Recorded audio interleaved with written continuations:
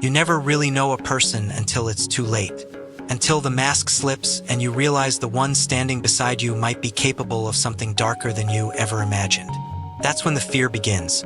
When you start hearing footsteps outside your window, when your phone lights up with messages from numbers you don't recognize, and when you realize escape might not even be possible. It started innocently enough. I dated a girl in high school. For her privacy, let's call her Grace. She seemed sweet at first, almost shy, but there were little red flags that I chose to ignore, like how she'd sit in our workplace for hours just to watch me, how her eyes would follow me in silence, unblinking, like she was memorizing every move I made. I brushed it off, thinking it was just young love. But what I mistook for affection was something else, something far more dangerous. As our relationship deepened, so did her control. She demanded to know where I was every second of the day. If I didn't answer the phone, she'd call 25 times, then text until my screen was filled with her words.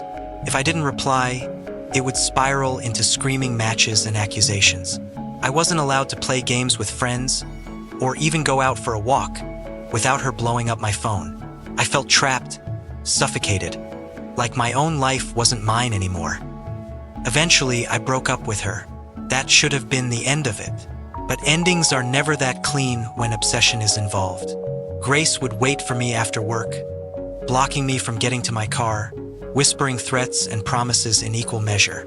She even tried to use her father as a weapon, threatening to sue me for nonsense if I didn't sit and talk to her.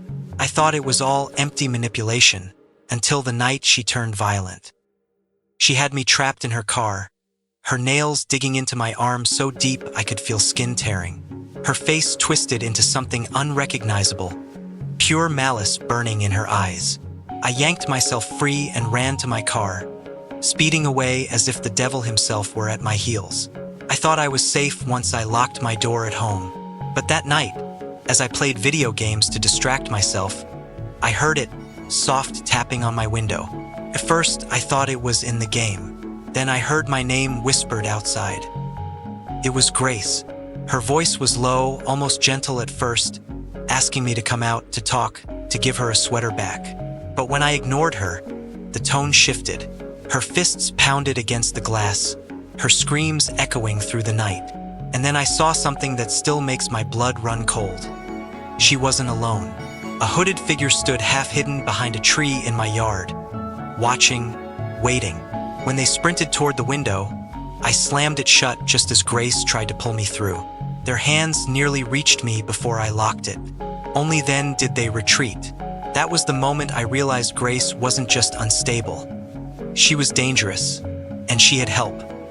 I wish I could say I never saw her again, but stalkers never let go. They cling to you like shadows. Another story, just as terrifying, belongs to Amy. She hadn't slept properly since the night her boyfriend Tommy broke into her apartment. At first, Tommy was attentive, the kind of guy who always texted good night and showed up with flowers. But his love wasn't love, it was control disguised as devotion. He wanted her location, her passwords, even a tracker on her phone. When she refused, he grew quiet, too quiet. Then came the messages. Short, vague sentences from unknown numbers. She ignored them, thinking it was spam, until she began hearing noises at night.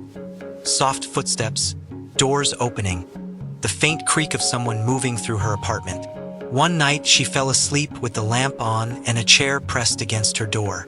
She woke to find the light off, the door wide open, and a dark figure standing at the foot of her bed. The voice that followed froze her blood. It was Tommy. He crawled onto the bed, his hand clamping down on her mouth, whispering that he just wanted to talk. He revealed he had copied her keys months ago, letting himself in whenever he pleased. The only reason she survived that night was because she pretended to agree to get back together, just to make him leave. The second he was gone, she called the police, but all they could do was file a report. Amy lived with the trauma of knowing he had been standing over her while she slept, watching, waiting. And then there was Marissa. She didn't scream or threaten when her boyfriend left her. She just smiled faintly and said words that felt like a curse. "You think it's over for you, but it's not over for me." The letters started soon after. Notes slipped between his door and the frame, written in careful handwriting with no return address. At first, they were nostalgic, almost romantic. But then they grew invasive. You always checked the door 3 times before bed. You wore your blue hoodie on Monday. You should sew the hole in the sleeve. They were proof she had been watching him, following him. When he moved to a new city, she found him again. This time it was Polaroids, pictures of him walking home, earbuds in, unaware he was being followed. Your shoulders slouch when you're tired. One note read. Later, a post-it on his door said, "I don't like the beard." Another, tucked under his windshield, said, "Better." The police did nothing. No threats, no crime. Just the slow tightening of a noose around his sanity. He fled again, hiding in a mountain cabin under a false name, cutting himself off from the world. For months, he thought he was free, until he woke one night to the sound of snow crunching under heavy footsteps outside. By morning, he found footprints circling his windows. No notes this time, no letters, just silent proof that she was still out there. These stories aren't just horror, they're real-life nightmares. The kind that doesn't end when you turn off the lights. Because the scariest monsters are the ones who look like people you once loved.